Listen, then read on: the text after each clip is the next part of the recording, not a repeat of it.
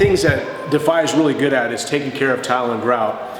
Right now, we're looking at a nicely done tiled wall here that's got some nice grout in it, and it's kind of a darker shade of grout. Now, obviously, something like this doesn't get a lot of foot traffic on it, so it doesn't experience a lot of dirt. But you come down, you take a look at on the flooring situation here, you have two different looks. You've got a dirty grout here, and you've got what the grout should have looked like.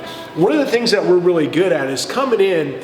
Usually when they lay this grout down, there's not any type of sealer. So what happens is when somebody comes through with a cleaning and you get a high traffic foot area, basically your grout is porous, so it acts like a sponge and takes everything in. So we're good at coming in and extracting those dirts, oils, and different things that are tracked in. And then what we usually like to do is we highly recommend this, because this should be done every time that new grout is laid anyway, is we recommend using a high-grade sealer, so this way you're protected from dirts, oils, and debris. So this way when you come through, you clean, your grout stays looking good all the time like it's on a wall as opposed to a high traffic area like the floor.